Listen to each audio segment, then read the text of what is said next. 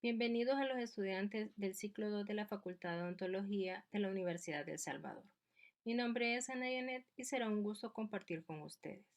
En este momento iniciamos el curso de Patología 2 con su componente de microbiología oral, el cual está dividido en 5 unidades valorativas. Y ahora iniciaremos la primera unidad valorativa en la que tiene que ver la microbiología de la caries dental.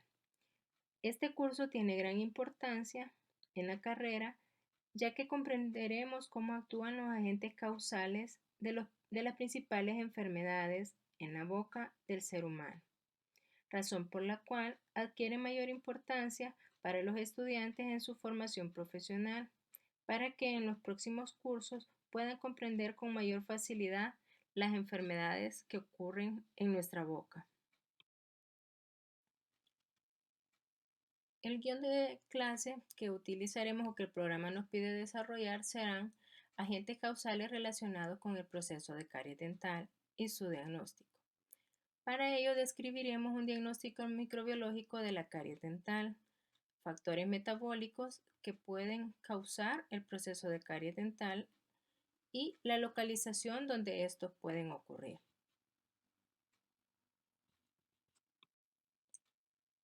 El objetivo general de esta clase es conocer el diagnóstico microbiológico, los principales factores metabólicos asociados en lo que es el proceso de caries.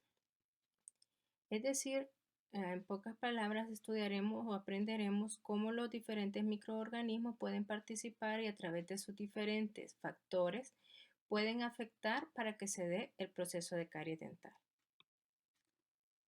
Dentro de los objetivos específicos, vamos a identificar lo que es la clasificación y etapas de formación de la placa dentobacteriana o biofil oral.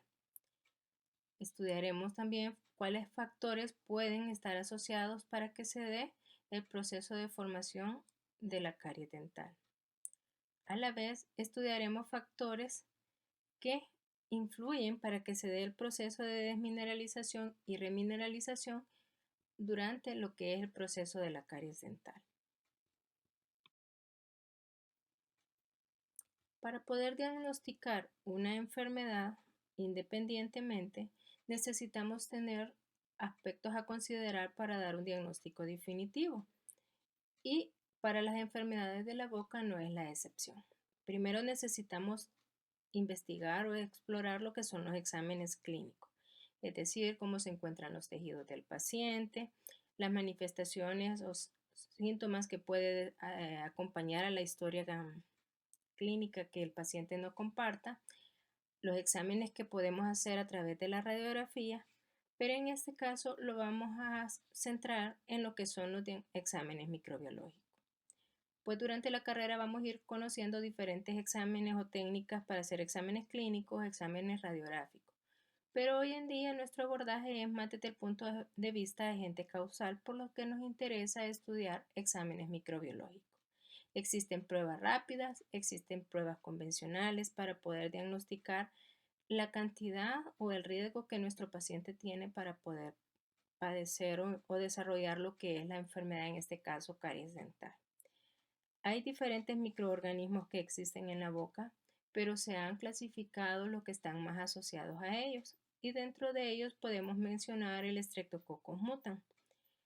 Y para ello podemos contar con pruebas dentro de los exámenes microbiológicos como el CTR bacteria, dentro de otros, que si hay presentación en gran cantidad de esto o los rangos que nos identifica, vamos a poder determinar si nuestro paciente está en un riesgo leve, moderado o grave.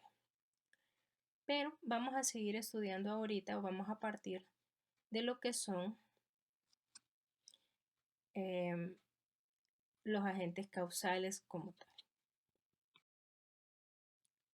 Pero físicamente para que ocurra lo que es la formación de la caries dental necesitamos que se dé lo que es la etapa de formación de placa dentobacteriana o biofil oral. Pues placa dentobacteriana se llamaba antes porque se decía o se asociaba que eran las bacterias las responsables de esta enfermedad. Pero hoy en día se ha comprobado que en la placa no solo existe lo que es bacterias, sino que también se encuentran hongos, lo que son protozoos y pueden haber virus de lo que es la microflora transitoria. Entonces, para que ocurra esto es después que nos hemos cepillado y hemos usado la seda dental. Lo primero que ocurre es la película dental.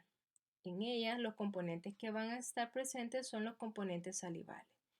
En este momento todavía no va a estar lo que son la presencia de microorganismos de ningún tipo o grupo de microorganismos, llámese bacterias, virus, hongos o protozoos, sino que si nos hemos realizado un buen cepillado, vamos a tener solo componentes salivales, es decir, proteína, glucoproteína. Pero aproximadamente 20 minutos después del cepillado, a media hora, se dice que puede estar la primera llegada de los microorganismos, es decir, la colonización primaria de los microorganismos. Y a medida va avanzando el tiempo, van llegando lo que es la colonización secundaria de los microorganismos. Esto dependerá de la frecuencia de ingesta de alimentos, dependerá de los hábitos que incluyen la hidratación o en qué hora del día nos encontremos, porque esto puede, si no hemos realizado un buen cepillado, esto puede hacer más rápido en horas por la noche, hasta que llega lo que es la placa madura. Cuando ya hay una consistencia de restos de alimentos, hay una consistencia de los productos metabólicos eliminados o producidos por los microorganismos y el primer grupo de microorganismos que llegó a colonizar y el segundo microorganismo.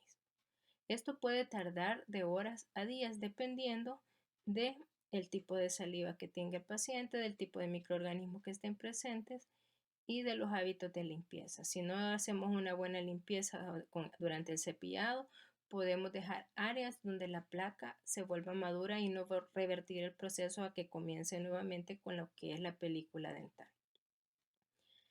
Si esto no lo detenemos, llegamos a lo que es la etapa de mineralización, también conocido con el nombre de cálculo o tártaro dental. Esta ya es una fase dura, una fase donde ya ha habido una cristalización de los componentes y donde ya no es fácilmente retirado a través del cepillo o la seda dental. Necesita una eliminación mecánica y para poderlo hacer a través de los instrumentos que utiliza el odontólogo. Esto con la finalidad de remover lo que es principalmente los componentes de los microorganismos, porque al estar presentes los microorganismos van a haber producción de sus metabolismos y con ello van a iniciar lo que es el proceso de caries dental. Ahora, dentro de lo que son la formación de caries dental, hablábamos en la diapositiva anterior cuáles eran las etapas. Y pues mencionábamos que podían encontrar restos de saliva o los componentes salivales, lo que son restos de comida y los microorganismos. Pero para que se dé el proceso como tal de formación de caries, necesitamos que hayan restos de comida, que estén presentes los microorganismos para que elaboren sus productos metabólicos, haya un hospedero susceptible, que en este caso estamos hablando que es al diente que afecta a este tipo de microorganismos, y si todo esto lo dejamos combinado en un tiempo determinado, se produce lo que es el desarrollo de caries dental. Pero ¿qué pasa si yo retiro lo que son los microorganismos a través del cepillado? Aunque yo tenga restos de comida, tenga el diente o el hospedero, en un cierto tiempo no se me va a desarrollar lo que es la caries dental porque he eliminado este factor importante. Por eso aquí lo tenemos enmarcado en rojo.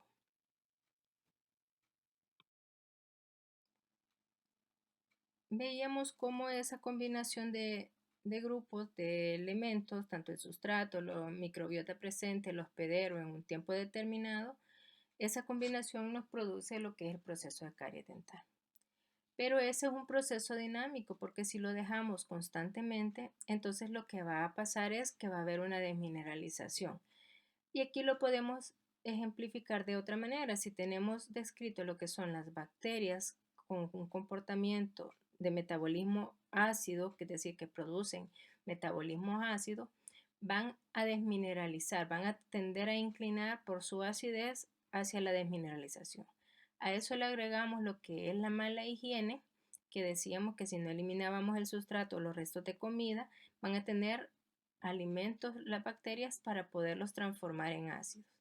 A eso le agregamos lo que son alto consumo de azúcar, es decir, si nuestra persona o nosotros, nuestros pacientes o nosotros mismos consumimos altos niveles de azúcar, eso es un factor favorable para que las bacterias con comportamiento cariogénico sigan produciendo ácido. Y si a eso le sumamos que no existe una visita periódica al odontólogo, si no existe un control para poder ver los niveles de riesgo cariogénico, que si estas bacterias están presentes, son factores que van ahondando más hacia el lado del proceso dinámico de la desmineralización. Tampoco ocurren acciones preventivas como son los sellantes de fosas y fisuras dentro de los surcos. Tampoco hay el uso de flúor tanto en la dieta como en las medidas de higiene. Y si es un paciente con poca cantidad de saliva porque no se hidrata bien, porque tiene enfermedades sistémicas y toma medicamentos que disminuyen el flujo salival, todo esto son factores para que se incline la balanza a lo que es el proceso de desmineralización y con ello se está dando el proceso de caries dental. Pero ¿qué va pasando si vamos trasladando todo esto a la parte positiva? Si hay una visita frecuente al odontólogo, lo trasladamos para acá, entonces la balanza empieza a poner peso sobre la parte de remineralización. Si eliminamos a través del cepillado o el uso de la seda dental las bacterias, si disminuimos el consumo de nuestros alimentos, lo vamos pasando para aspectos positivos. Si agregamos hábitos de higiene correctos, si agregamos medidas preventivas como fosas y fisuras en las piezas donde tienen surcos y fisuras profundas, eso implicaría disminución en el riesgo de que las bacterias en esas superficies puedan colonizar.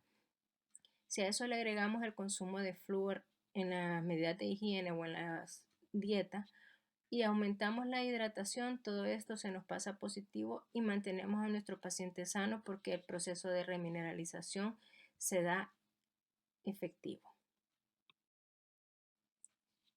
Pueden existir diferentes sitios donde localizamos a estas bacterias con comportamiento cariogénico y dentro de ellos podemos mencionar en las fosas y fisuras de los dientes, especialmente de las molares. También puede existir en las superficies lisas, es decir, en las superficies vestibulares, palatinas o linguales, en las superficies radiculares, cuando ya se pierde lo que es la protección de la encía en estado normal.